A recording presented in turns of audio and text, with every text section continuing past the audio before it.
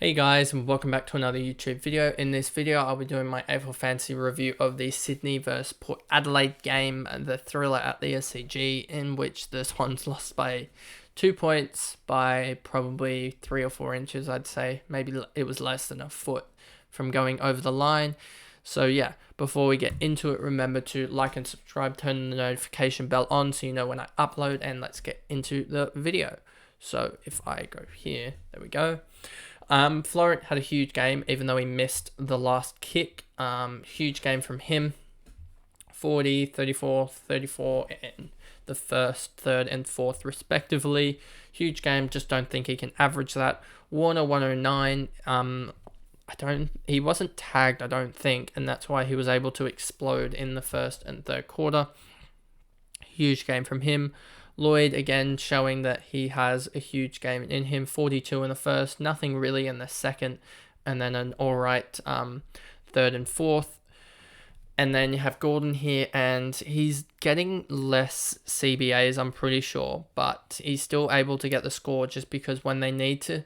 And I think you will see a response next week from the Swans after losing this game, and in the manner that they lost it, just bombing it into the forward 50. I think Gordon will actually pick up scoring. I know it sounds crazy, but even with lower CBAs, just because they're going to look to someone to be able to dart it in and be able to hit up a man on a lead rather than bombing it in. So I think you'll see they will try and use Gordon more, handball it to him outside the 50 to get it and just kick it into him about 60 out to see if he can hit up a lead in the 50, and that's why I think he's going to have a huge score next week, especially against the Tigers, as they won't tag anyone, and I think you'll see Gordon really score well. Parker, 87, just consistently scoring, just needs to, I guess, pick it up in the first and the last quarter. Rowbottom, I don't know what that tag means. What does that mean? No. Okay. Moving on.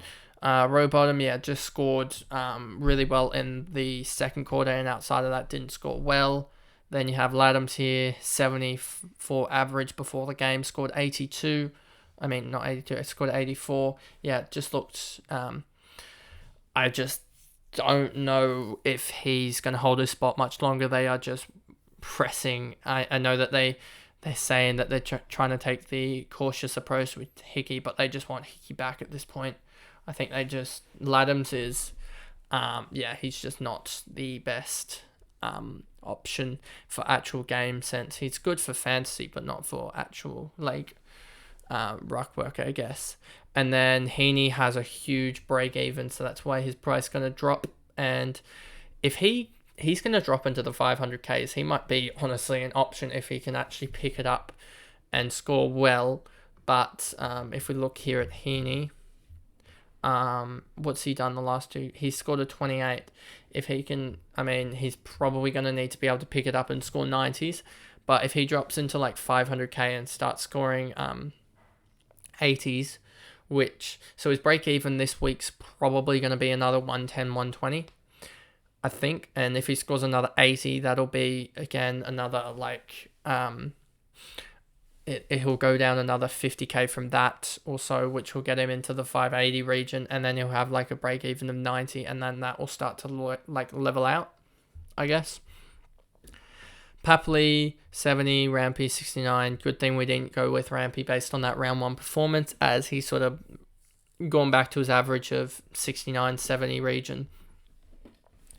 Campbell, he's just priced a little bit too low for the average of 67 at this point. That's why his break-even's 35. And we hopefully can see him get up in price, but he's not going to be fantasy friendly at the moment. Blakey, Hayward, Stevens didn't have the best game. McInerney didn't really get involved too much. And then you have the tools of McDonald, Amati, and Franklin. And then the two McCartan brothers just both getting concussed, I guess. Doesn't show up that he actually scored, even though he did score 4. And then you have McCartan here, who scored 10 in the end. So the Swans will be without 2 guys, but it doesn't mean the potential debut of Will Gould and we possibly might see. It's basically down to Fox, Gould, and Francis for the two spots of the McCartan brothers. So hopefully we get to see Gould for 2 weeks, and then he will come out of the side when McCartan's come back. Then you have Finlayson, and I don't know when the Swans play because I believe it's Sydney Swans. Like, I believe Tom McCartan will come back straight away. They play Saturday again, so that's a 14-day gap. So I think they only get Gould will only get 1 game, I think, as Fox will cover. Fox will be the first one in. So I think Gould gets 1 game, and then for Geelong they're both back, I believe, or at least Paddy will be. I mean, not Paddy. Tom will be back. I don't know what's going to happen with Paddy McCartan, whether he will be back or not, based on how many concussions he's had.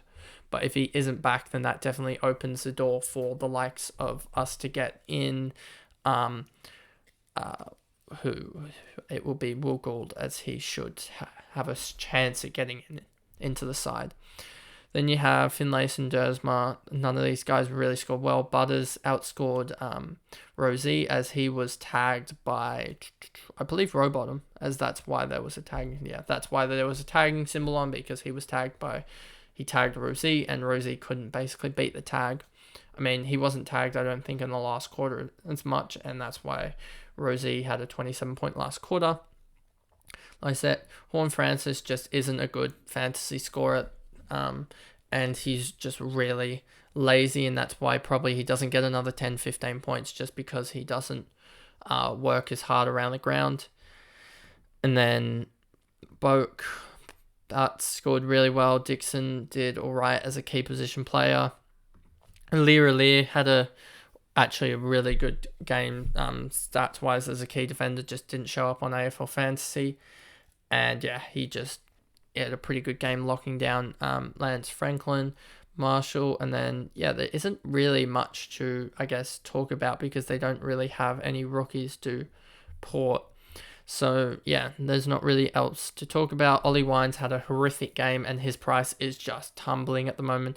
Like, he's going to go down by 60 or so K here to like 750K after this game. So, yeah, he wasn't a good pick at all. I thought he would be, but he's just not. And yeah, that's basically it for this review.